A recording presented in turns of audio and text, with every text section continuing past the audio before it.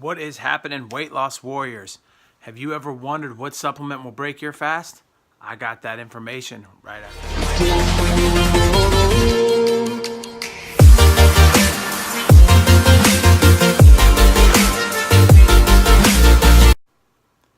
Hey, what's going on? It's your boy C-Dub, and I'm here to talk to you guys real quick about what breaks your fast and what doesn't break your fast. This is a interesting topic I think a lot of people want to know.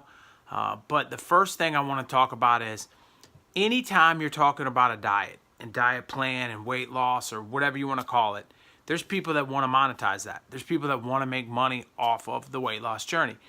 Everybody is in a unique situation when you're in a weight loss journey to a point that you're, I don't know if desperate's the right word, but you want help. You want an answer. You've put yourself in a situation and you don't know how to get out of it. And you want a quick fix, and there are no quick fixes. So number one, when we're talking about supplements, if we're talking about supplements as supplements for weight loss, just forget it. Don't take them. Don't worry about it. It's nonsense. And if we're talking about supplements that work with intermittent fasting and maybe building muscle and some of the other things, that's a different story. So if I want to do these supplements, what can I take? What can't I take? And that's the big question. But we have to be careful about monetization.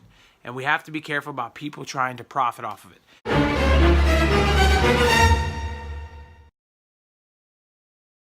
So the number one thing that I think of when I think of intermittent fasting and profiting off of are branched chain amino acids, BCAAs. Everybody in intermittent fasting likes to push the BCAAs, link down below. No, I'm kidding. There's no link down below. But what is a branched chain amino acid? Does it break your fast? That's the majority of what we need to know here. And the answer to that is it actually does break your fast. If somebody's saying it doesn't, the chances are there's a link down in the bottom of their description. They want to sell you the branched chain amino acids and make money off of it. But at the end of the day, if your body has to metabolize it, it does break your fast.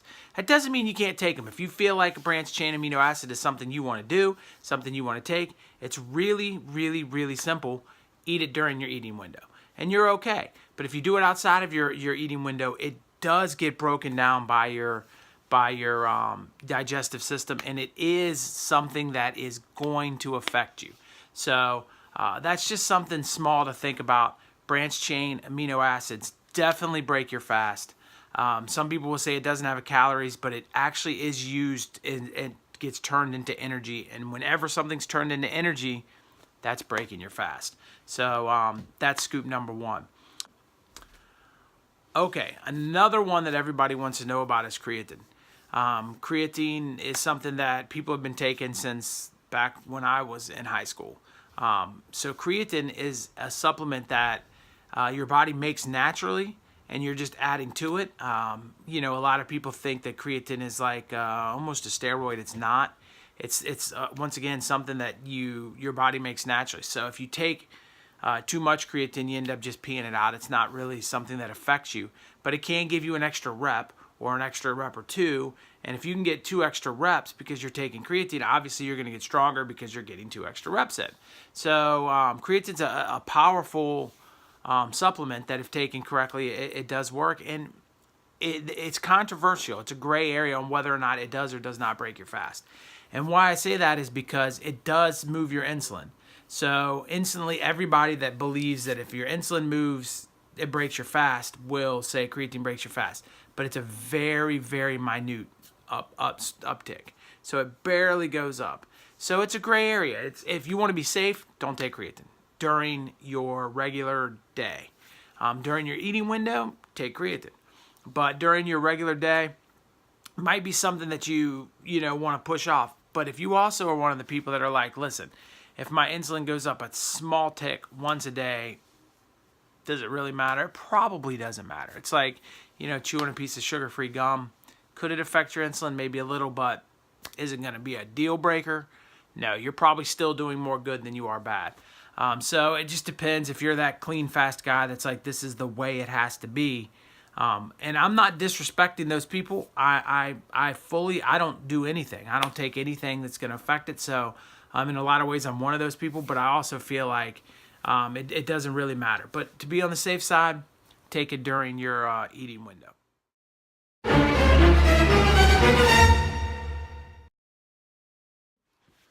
So now we need to talk about vitamins. What vitamins can you take and what vitamins can't you take?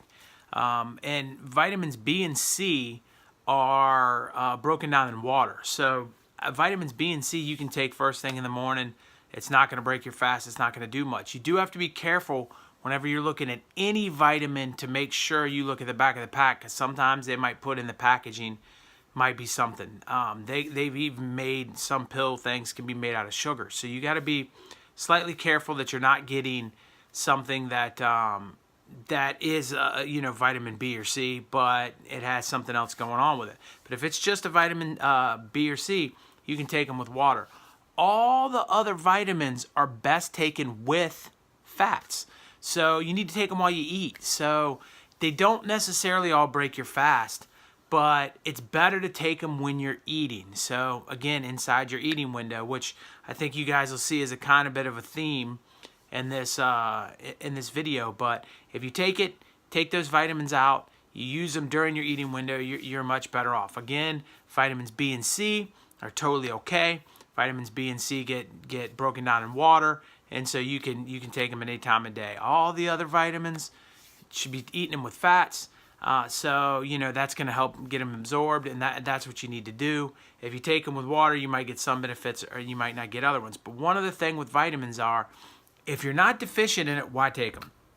So I think you need to go to the doctor. You need to hear what the doctor has to say. Let him run all the blood work and everything. And if he says you're deficient in this vitamin, focus on that vitamin. And if it's a BC vitamin, then you can take it in the morning. If it's not a BC, then you need to take it at night when you're eating food. Rarely ever would they give you one that says a particular time of day you need to take it. So that's the way vitamins are. Thanks.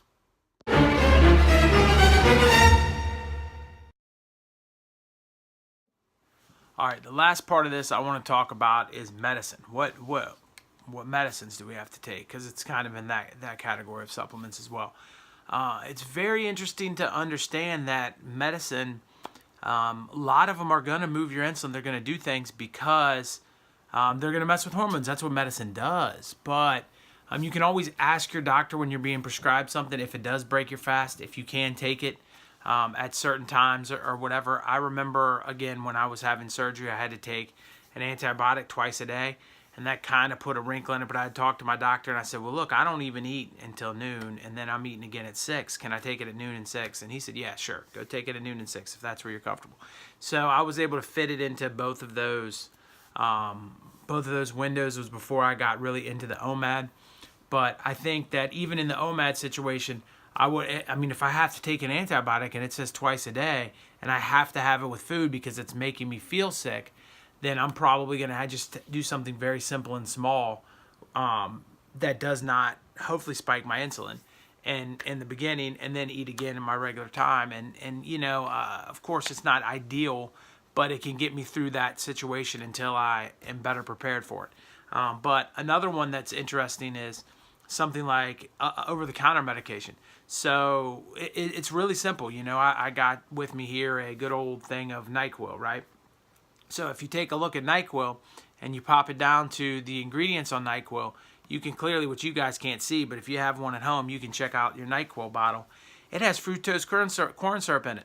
This bad boy is going to spike your insulin through the roof. It's no different than a soda. So, of course, like a regular straight up soda.